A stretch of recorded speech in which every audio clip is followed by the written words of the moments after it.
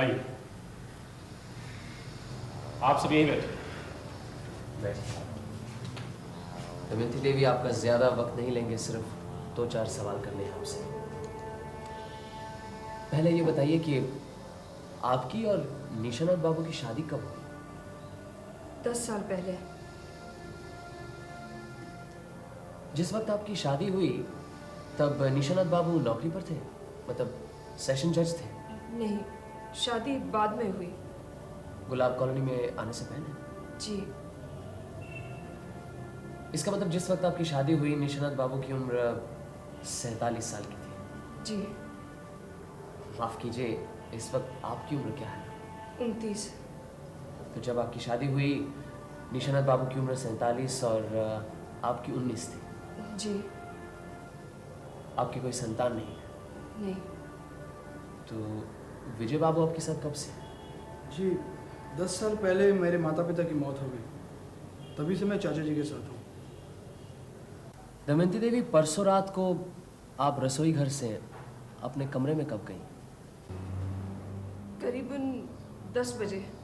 निशानाथ बाबू तब कहाँ थे? सो गए थे। कमरे में अंधेरा था? जी। खिड़की खुली थी? शायद थी, गौर नहीं किया। फिर आपने क्या किया? मैं भी लेट गई। अच्छा, निशानाथ बाबू तब सो रहे थे, मतलब जिंदा थे? जी।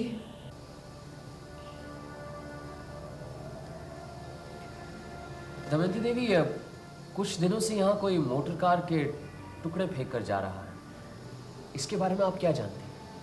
जो सब जानते हैं उतना ही मुझे मालूम है। आपके जीवन में कोई ऐसी बात है जो छुपी हुई है या जिसे छुपा कर रखा गया हो? नहीं। निशानाथ बाबू के जीवन में कोई गुप्त बात है? मुझे नहीं मालूम।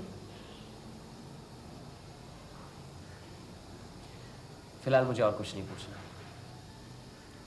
आप बैठेंगे? मैं चली जाऊंगी।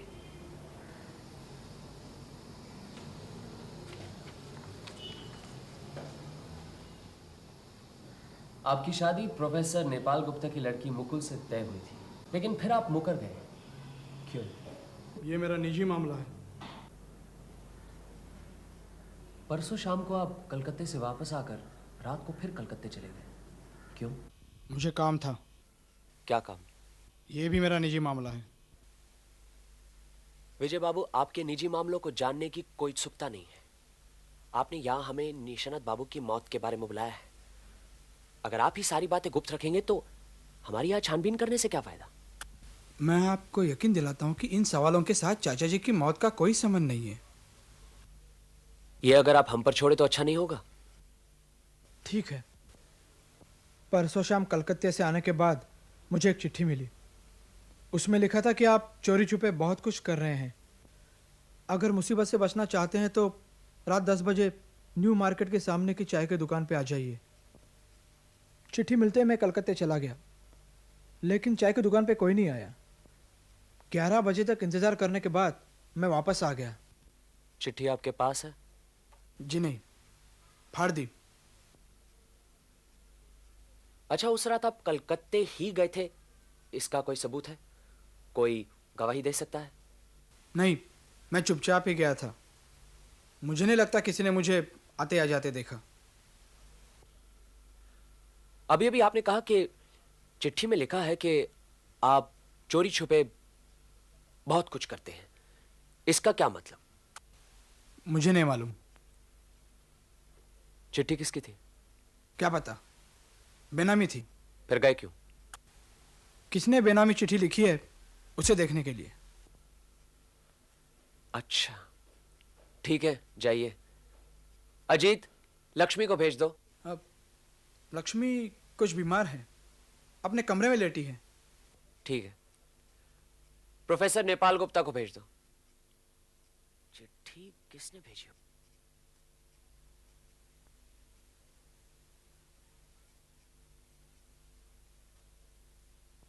आपको शायद मालूम है कि पुलिस को शक है निशानाथ बाबू की मृत्यु स्वाभाविक नहीं थी, इसीलिए छानबीन कर रहे हैं और उसी सिलसिले में यह सवाल है।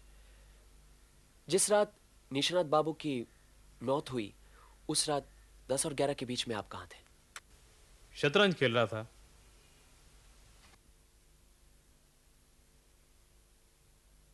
शतरंज खेल रहे थे? किसके साथ?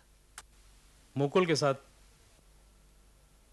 अच्छा, जब आप शतरंज खेल रहे थे तो वहां कोई था या किसी ने आपको शतरंज खेलते हुए देखा? जी नहीं, निशाना तो उसी वक्त मारने वाला है ये पता नहीं था, वरना आपके लिए कोई ना कोई गवाह जरूर जुगाड़ लेता। उस रात आप निशानाथ बाबू के कमरे की तरफ नहीं गए? उधर क्यों जाने लगा? गर्मी से नींद नहीं आ रही थी, इसलिए शतरंज खेलने बैठ गया। और आप? मैं पिताजी के साथ ही थी। निशानाथ बाबू के कमरे की तरफ कोई गया या नहीं, ये आपको नहीं मालूम? जी नहीं। आप कुछ कहना चाहते हैं?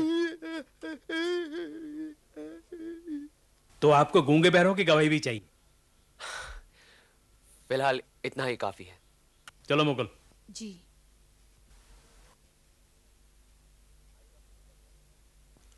आइए डॉक्टर भुजंगदर, बस एक ही सवाल करना है आपसे। जिस रात निशानाथ बाबू की मौत हुई उस रात 10 और 11 के बीच में आप कहां थे? उस रात खाने पीने के बाद कमरे की बत्ती बुझाकर काफी देर तक मैंने सितार बजाया। उसका कोई गवाह है या नहीं बता नहीं सकता। चलिए लक्ष्मी देवी से मिल लेते हैं। लेटे रहिए, आप बैठिए मत। आप लोगों को कहाँ बिठाऊं, कुछ समझ में नहीं आ रहा। परेशान मत होइए, आप लेट जाइए प्लीज। आपसे बस एक सवाल पूछना है। परसों रात 10 और 11 के बीच में आप कहाँ थी? उस रात मैं रसोई से खाना वाना खाकर बहुत रात तक कपड़े सिलाई कर रही थी। जब आप सिलाई कर रही थी आपने डॉक्टर भुजंगदर को अपने कमरे में सितार बजाते हुए सुना? उनका कमरा तो आपके बिल्कुल नजदीक ही है। नहीं, मैंने कुछ नहीं सुना। कानों में सिलाई की मशीन की आवाज गूंज रही थी, और कुछ कैसे सुनाई देगा। उस रात डॉक्टर भुजंगदर अपने कमरे में बैठे सितार बजा रहे थे, ये उन्होंने खुद कहा। अब आप कहती हैं आपने उन्हें सितार बजाते हुए नहीं सुना, इसका मतलब है हमें यह समझ लेना चाहिए कि डॉक्टर भुजंगदर झूठ बोल रहे हैं। नहीं नहीं, वो सितार बजा रहे थे। मशीन चलाते चलाते मैंने बीच बीच में आवाज सुनी थी। फिर आपने क्यों कहा कि नहीं सुनी? कभी मुझसे वो जिस तरह से पेश आते हैं। क्या बात है, जरा खुलकर बताइए। रहने दीजिए। आपको कम से कम हमें तो बताना चाहिए।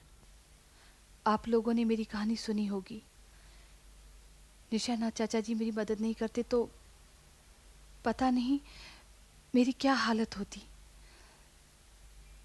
यहाँ पर डॉक्टर बाबू भी मुझ पर बहुत मेहरबान थे, बहुत मिलनसार हैं, इसलिए मुझे भी अच्छे लगते थे। बहुत अच्छा सितार बजाते हैं। बचपन से ही मेरी रुचि गाने बजाने की तरफ थी, इसलिए मैंने उनसे कहा, आप मुझे सितार बजाना सिखा देंगे ना? लेकिन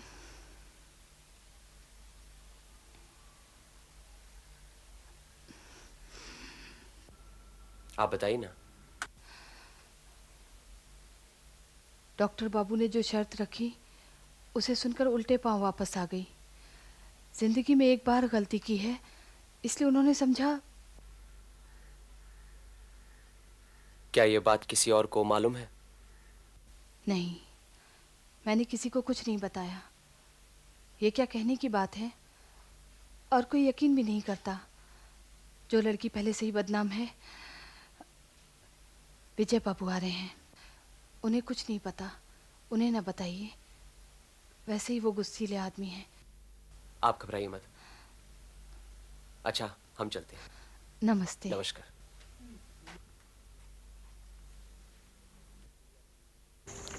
एक अजीब चिड़ियाघर है। कैसे? यहाँ डॉक्टर डॉक्टरी न करके सितार बजाता है, प्रोफेसर आधी रात तक अपनी बेटी के साथ शतरंज खेलता रहता है। कॉलोनी का मालिक, जिस रात उसकी हत्या होती है, पास के कमरे में उसकी पत्नी सोई हुई है, उसे पता ही नहीं चलता। और मालिक का भतीजा हत्या के वक्त कलकत्ता चला जाता है। एक चिट्ठी पढ़ता है, पूछने पर कहता है चिट्ठी फाड़ दी। और खून के बाद कॉलोनी में एक रहने वाला गायब हो जाता है। अब ये चिड़ियाघर नहीं है तो और क्या है? आज की पूछताछ से कुछ पता चला? यही पता चलता है कि सब झूठ बोल रहे हैं। सफेद झूठ नहीं, लेकिन झूठ और सच को मिलाकर एक अजीब भाषा बोल रहे हैं, जहां पे ये पता नहीं लगता कि क्या झूठ है और क्या सच है। लक्ष्मी ने मेरा हाथ पकड़ा, गौर किया? गौर क्यों नहीं करूंगा? ये भी गौर किया कि तुमने भी दोनों हाथों से उसका हाथ पकड़कर प्यार जताया। प्यार नहीं, हमदर्दी जता रहा था। खैर इंस्पेक्टर बराट, एक विनती है। अरे कहिए ना, हम दोनों का काम तो एक ही है। आप कल से पहरा बिठवा दीजिए। किसी को कॉलोनी में पता नहीं लगना चाहिए। हमें ये मालूम करना है कि कॉलोनी छोड़कर कौन किस वक्त जाता है, कहाँ जाता है, कब जाता है। ठीक है, मैं कॉलोनी और स्टेशन दोनों जगहों पर खुफिया पुलिस तैनात कर देता हूँ। ठीक है, चलिए रात काफी हो चुकी है, घर चलते हैं। हेलो। हाँ हैं, पर सो रहे हैं। कौन है? आप कौन? किसी विजय का फोन है, जरूरी काम है।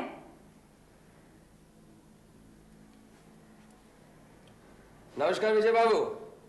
क्या मर गया? कौन मर गया? शर्मिला की सास बहुत बीमार थी, कहीं वो तो। अरे नहीं, तुम्हारी शर्मिला को भी और दुख झेलने हैं, उसकी सास को कुछ नहीं हुआ। क्या हुआ था? हाँ मैं आ तो सकता हूं, लेकिन अब आकर क्या होगा? आप इंस्पेक्टर बराट को टेलीफोन कीजिए, वो सब इंतजाम कर देंगे।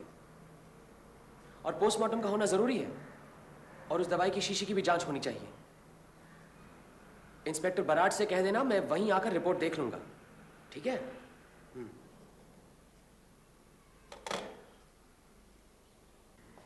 कौन गया? पानु गोपाल। हाँ? अभी अभी उसकी लाश अहाते में मिली।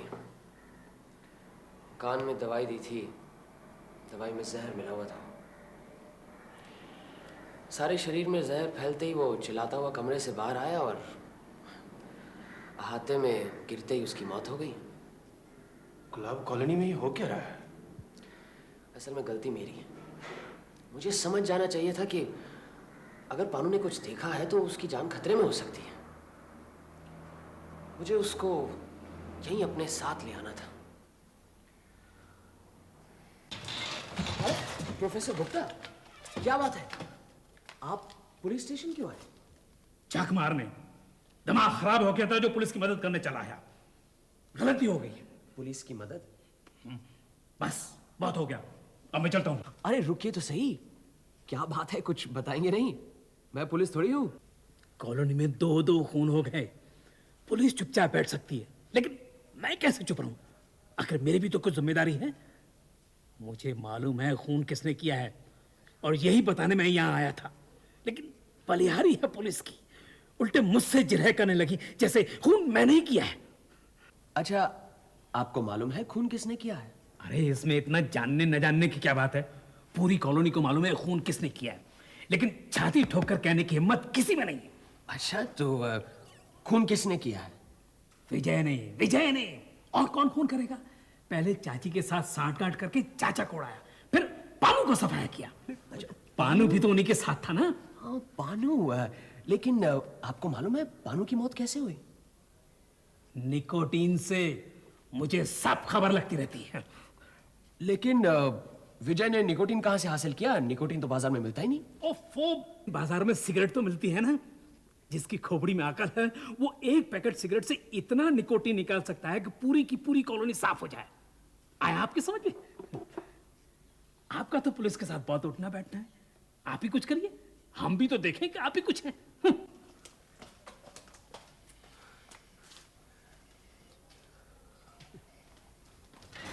नमस्कार इंस्पेक्टर बराट। नमस्कार नमस्कार, आइए आइए। अभी बाहर प्रोफेसर गुप्ता से मुलाकात हुई। अरे प्रोफेसर की मत पूछिए, पूरा पागल, तब से सर खा रखा था।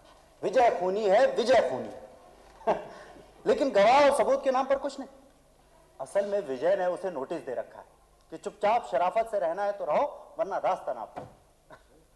अरे हाँ, ये रही पानु गोपाल के पोस्टमार्टम की रिपोर्ट।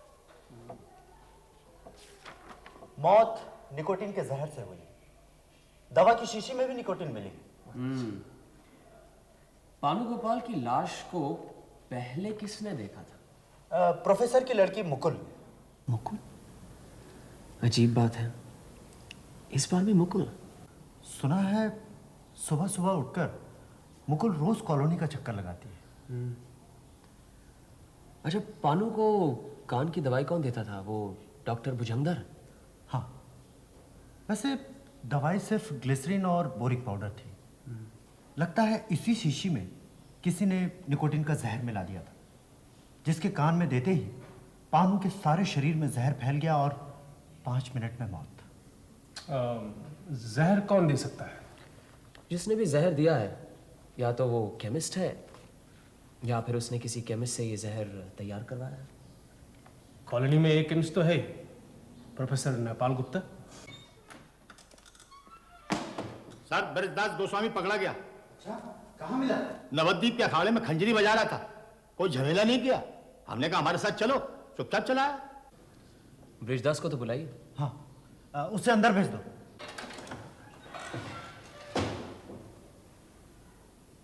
इधर आइए।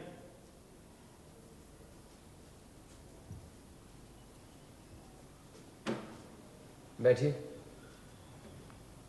आप ये कहा, भाग क्यों गए थे? सुना है आप कभी झूठ नहीं बोलते। क्या सच बोलने के डर से ही भाग गए थे? ऐसी कौन सी सच बात है जो आप हमें बताना नहीं चाहते? अच्छा, रहने दीजिए। ये बताइए कि निशानाथ बाबू की मौत के बारे में आप कुछ जानते हैं? नहीं, मैं कुछ नहीं जानता।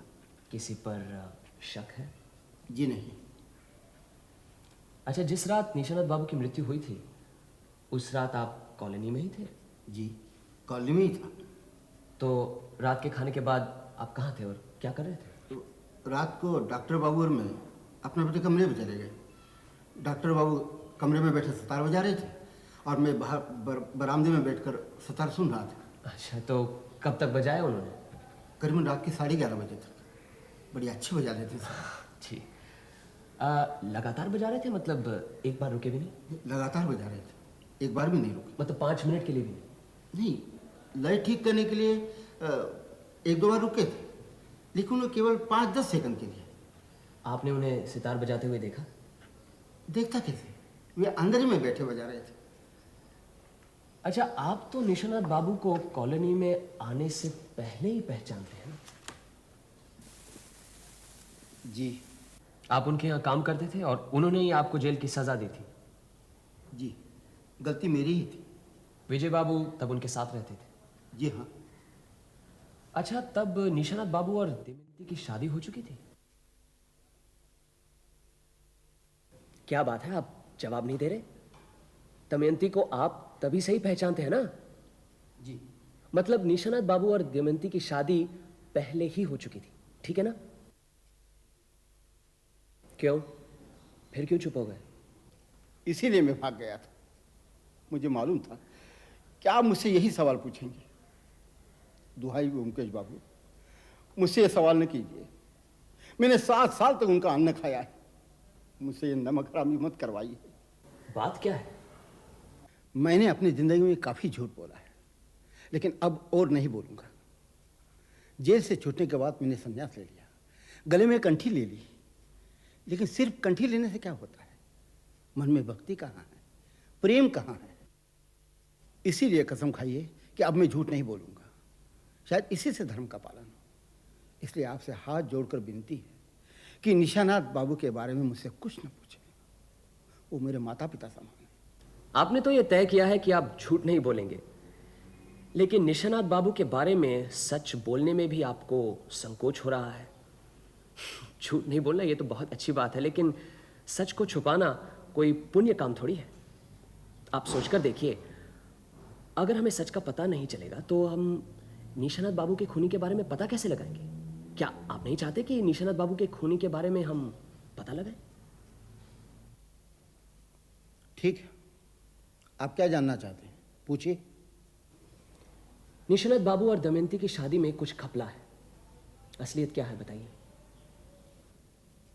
उनकी शादी कभी नहीं हुई। निशानाथ बाबू पूना में जब जज थे तब मैं उनके दफ्तर में क्लर्क था। लाल सिंह नाम का अपराधी एक दिन उनकी अदालत में पेश हुआ। दमयंती इसी लाल सिंह की पत्नी थी।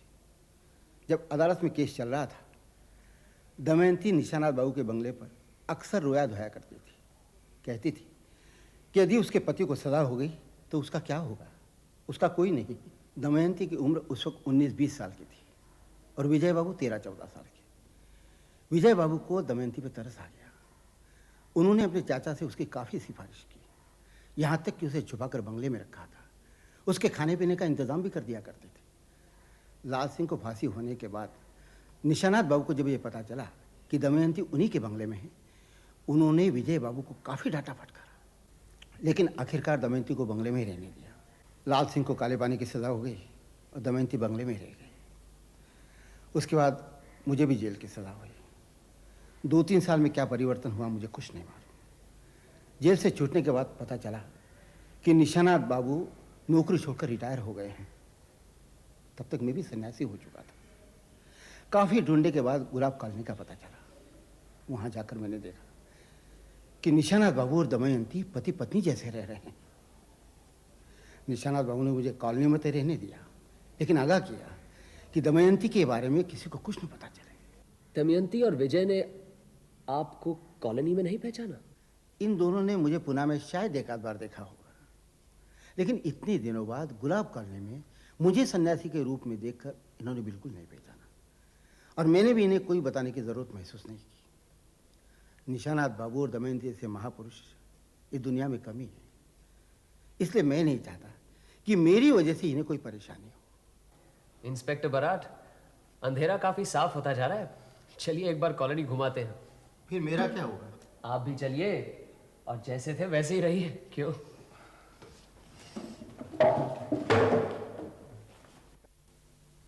आइए आइए व्योमकेश बाबू। बैठिए बैठिए। आप भी बैठिए विजय बाबू। दमयंती देवी, उस दिन जब आपसे सवाल किए आपने सब कुछ साफ साफ नहीं बताया, क्या आज बताएंगी? क्या नहीं बताया? उस दिन आपने कहा कि 10 साल पहले आपकी शादी निशानाथ बाबू से हुई थी, लेकिन हमें पता चला है कि आपकी शादी निशानाथ बाबू से हुई ही नहीं। वो आपके पति नहीं है। नहीं नहीं, वही मेरे पति है, वही मेरे पति है। व्योमकेश बाबू, आपको भी बहुत से सवालों का जवाब देना होगा विजय बाबू। आपने भी काफी झूठ बोला है।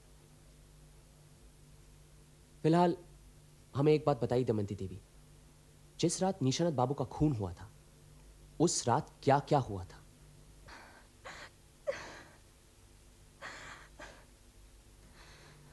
सच को छुपाने के कई जोखिम है दमयंती देवी। शायद इसी सच को छुपाने की वजह से पानु गोपाल मुफ्त में मारा गया।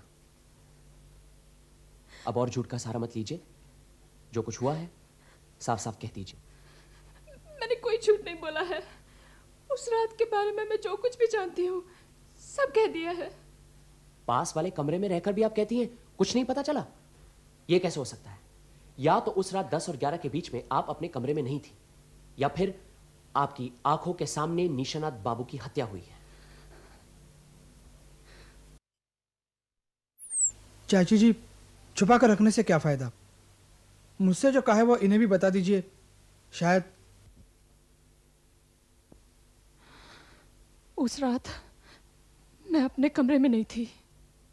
कहां गई थी? 7-8 महीने पहले मुझे डाक से चिट्ठी मिली, लाल सिंह की चिट्ठी। जेल से छूटने के बाद उसने मुझे यहाँ ढूंढ निकाला। उसने देखा मैं सुखी हूँ तो मुझे छेड़ा नहीं, लेकिन उसे रुपयों की बहुत ज़रूरत थी, इसलिए उसने मुझे ब्लैकमेल करना शुरू कर दिया। चिट्ठी में लिखा था कि रात 10 और 11 के बीच गेट के पास 500 रुपये रख दूं, किसी से कुछ ना कहूं, और अगर कहा तो वो हम दोनों का खून कर देगा। वो फिर कभी चिट्ठी नहीं लिखेगा, लेकिन जब भी रुपयों की ज़रूरत पड़ेगी तब वो मोटर के किसी टुकड़े को कॉलोनी में फेंक देगा, और तब उस रात 10 और 11 के बीच 500 रुपये गेट के पास रख दिए जाएं। वो चिट्ठी कहाँ है? चिट्ठी में लिखा था कि पढ़कर चिट्ठी फाड़ दी जाए। मैंने फाड़ दी। फिर? मैं बहुत डर गई थी। मैंने चिट्ठी के बारे में किसी को नहीं बताया। कॉलोनी के रुपए पैसे का हिसाब मैं ही रखती थी। मैंने 500 रुपये गेट पर रख दिए। और इस तरह 7-8 महीनों से जब भी मोटर का टुकड़ा पाया जाता, आप उस रात 10 और 11 के बीच में पैसे गेट के पास रख देती। जी। जिस रात निशरत बाबू की मौत हुई उस दिन तो मोटर का टुकड़ा कोई मिला नहीं वहां पर। उस दिन एक और चिट्ठी मिली। उसमें लिखा था कि वो हमेशा के लिए कलकत्ता छोड़कर पंजाब जा रहा है, इसीलिए आखिरी बार मुझसे मिलना चाहता है। रात 10 और 11 के बीच गेट के पास। अगर 11 तक वो नहीं आ सका तो फिर वो कभी नहीं आएगा। ये चिट्ठी भी आपने फाड़ दी? जी। उस रात 10 और 11 के बीच में आप कॉलोनी के गेट के पास थी? जी। लाल सिंह मिलने आया? नहीं, फिर मैं अपने कमरे में जाकर सो गई। विजय बाबू, दमयंती देवी आपके चाचा की ब्याही हुई पत्नी नहीं है, ये बात आपने किसी और को बताई है? जी जी जी नहीं। यहां का काम खत्म हो गया। आप आज रात से ही पहरा बैठा दीजिए, कोई यहां से बाहर नहीं जाएगा। लेकिन मत कीजिए। निशानत बाबू का खूनी इसी कॉलोनी में है। और दमयंती देवी, आपको मालूम आना चाहिए कि लाल सिंह 2 साल पहले ही जेल में गुजर गया है। चलिए इंस्पेक्टर।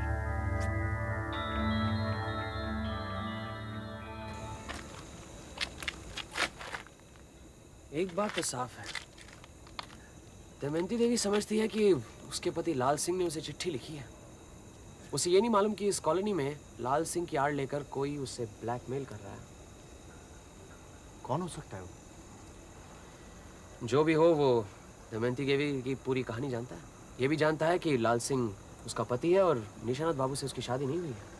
ये बात तो सिर्फ ब्रिजदास और विजय को मालूम है। एक काम करते हैं, आज रात ही पहरा बैठा लेते हैं। तुम एक काम करो, विजय के कमरे के आसपास रहना। नजर रखना, ध्यान रखना, देखना वो कहाँ जाता है और उसके पास कौन आता है। इंस्पेक्टर बराट, आप दमयंती देवी पर नजर रखिए, मैं प्रोफेसर गुप्ता पर नजर रखता हूँ। चलिए पहले कुछ खा पी लेते हैं।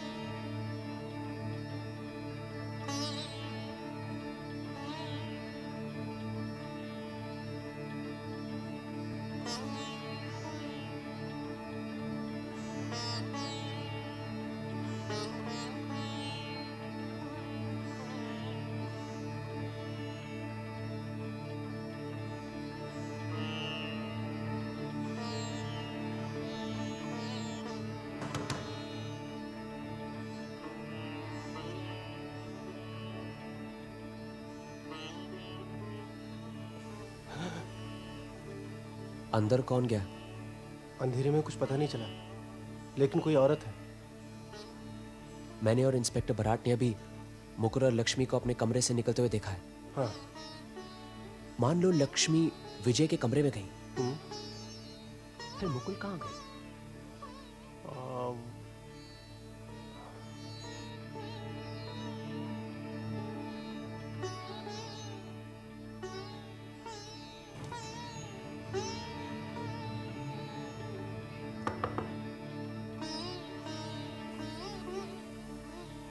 माफ कीजिए विजय बाबू, आपको इस वक्त तकलीफ दी।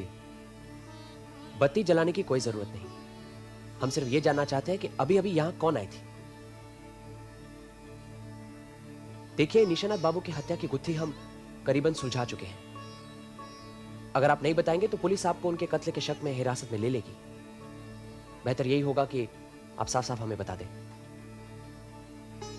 कौन आई थी? लक्ष्मी? लक्ष्मी ही थी ना? नहीं, लक्ष्मी नहीं थी? नहीं, मुकुल आई थी। मुकुल? क्यों? कहने आई थी कि उन्हें कॉलोनी छोड़कर जाने का हुक्म वापस ले लें। इतनी रात गए?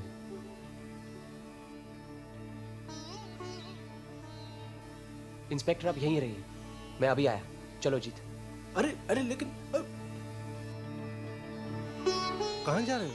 पता लगाने की लक्ष्मी कहाँ गई थी। डॉक्टर भुजंगर के यहाँ कि दमयंती देवी के यहाँ? तीसरी जगह तो हो ही नहीं सकती।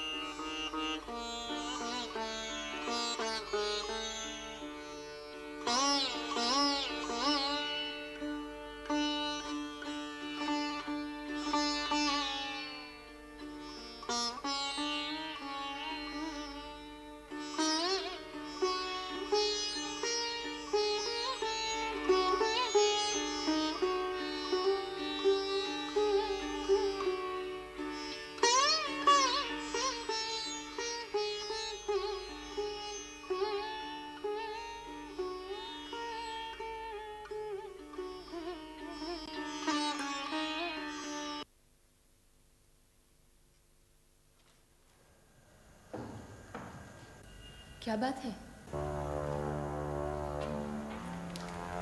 मुझे लगा कोई खिड़की से अंदर झांक रहा है। मैं तो कब से कह रही हूँ, चलो अब हम यहाँ से चले जाते हैं। काफी रुपया तो इकट्ठा हो गया है।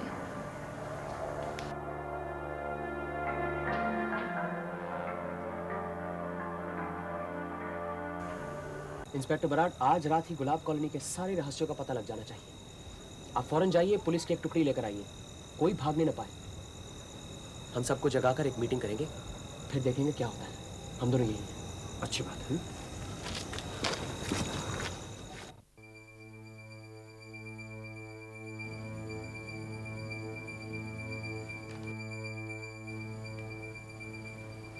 आपको जानकर खुशी होगी कि निशानाथ बाबू और पानू गोपाल के हत्यारे का पता चल गया है।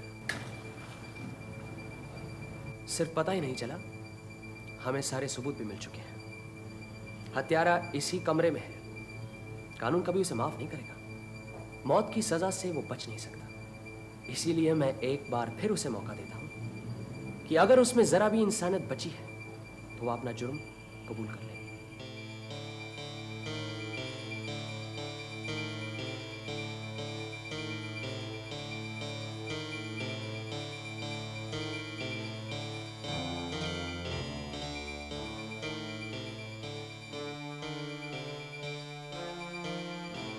ठीक है, मैं ही बताता हूं। प्रोफेसर गुप्ता, आपको निशानाथ बाबू के बारे में एक गुप्त बात मालूम है। इस गुप्त रहस्य का पता आपको कैसे चला? किसने बताया आपको? बताइए, चुप क्यों है? कौन सा गुप्त रहस्य? ज्यादा बनिए मत। ये गुप्त बात आपको आपकी लड़की मुकुल ने बताई थी। क्यों मुकुल? और यही बात मुकुल को विजय ने बताई। ठीक है ना विजय बाबू? जी, बताई तो थी, लेकिन और किसी को बताई थी? क्या डाली विजय बाबू?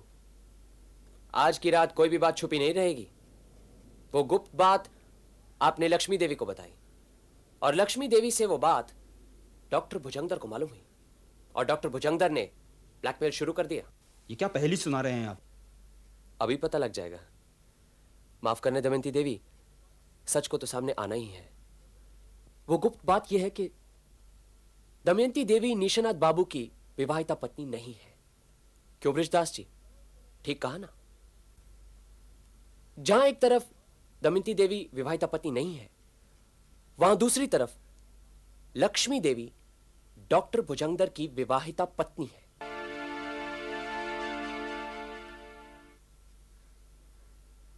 डॉक्टर भुजंगर दास, यह भी क्या आपको पहेली लग रही है? चलो मान लेते हैं कि लक्ष्मी मेरी पत्नी है। इससे क्या साबित होता है? निशानाथ बाबू का खून मैंने किया है, पानू को जहर मैंने दिया है, इससे यह साबित होता है कि आप और लक्ष्मी देवी दोनों पहुंचे हुए कलाकार हैं और आप दोनों में अपराध करने की इच्छा इतनी प्रबल है कि इसकी तरफ खींचे चले आते हैं।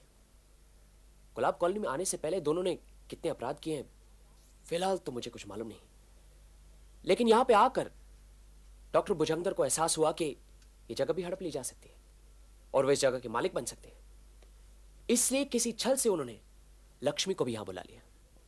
लक्ष्मी भुजंगदर की साथी थी, उसने विजय को अपने जाल में फंसा लिया था और विजय बाबू भी लक्ष्मी के चंगुल में आ गए थे।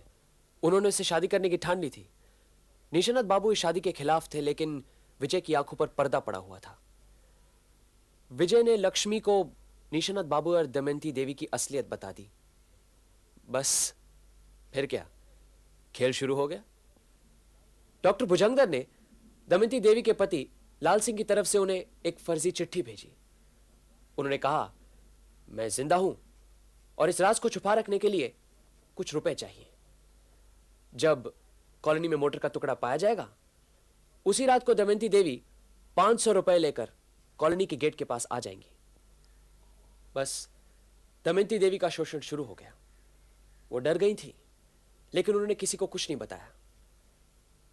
निशानाथ बाबू को असलियत का पता नहीं था, इसलिए मोटर के टुकड़ों के रहस्य के बारे में वो मेरे पास आए। तभी डॉक्टर भुजंगदर ने ठान ली कि वो निशानाथ बाबू का खून करेंगे। उस रात उन्होंने विजय बाबू को एक फर्जी चिट्ठी भेजी और उन्हें 10 और 11 के बीच में रात को कलकत्ते भिजवा दिया। एक दूसरी फर्जी चिट्ठी उन्होंने दमयंती देवी को भेजी और उन्हें कॉलोनी के गेट के पास लाल सिंह से मिलने के लिए 10 और 11 के बीच बुलवा लिया और वो खुद अपने कमरे में बैठे सितार बजा रहे थे। ऐन मौके पर उन्होंने सितार लक्ष्मी देवी को दे दी। यह तो आज रात मालूम पड़ा कि लक्ष्मी देवी भी सितार बजाने में माहिर है। इधर लक्ष्मी देवी अपने कमरे में बैठी सितार बजा रही थी, उधर डॉक्टर भुजंगदर निशानत बाबू के कमरे में गए। पहले खिड़की बंद की, फिर उनके गले की नली पर वार करके उन्हें बेहोश कर दिया। फिर उन्हें मोजे पहनाए और ऊपर छत की कड़ी से उल्टा लटका दिया। निशानत बाबू ब्लड प्रेशर के मरीज थे। सारा खून सर पर जमा होकर अंदर की नली फट गई। ब्रेन हैमरेज से वो गुजर गए। फिर उन्हें नीचे उतारकर खाट पर लेटा दिया और आराम से दोनों पैरों की रस्सी खोल दी।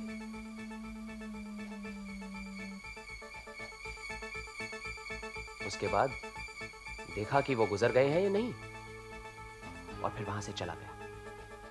लेकिन डॉक्टर भुजंगदर 2 गलतियां कर बैठे। खिड़की नहीं खोली और मोजे उतारना भूल गए। शायद खिड़की बंद करते समय या कमरे में आते समय पानू गोपाल ने भुजंगदर को देख लिया था, इसीलिए उसके कान की दवाई में निकोटीन का जहर मिला दिया ताकि वो भी हमेशा के लिए रास्ते से हट जाए। क्यों डॉक्टर भुजंगदर दास, ठीक कहा ना मैंने?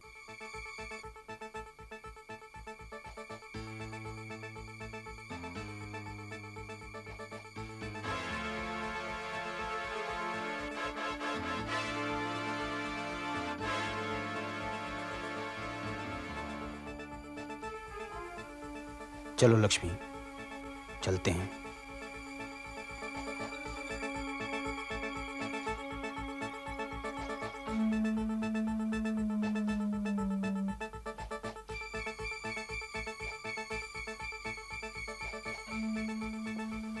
Potassium cyanide.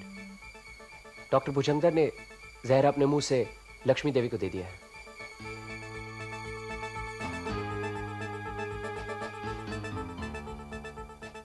चलो।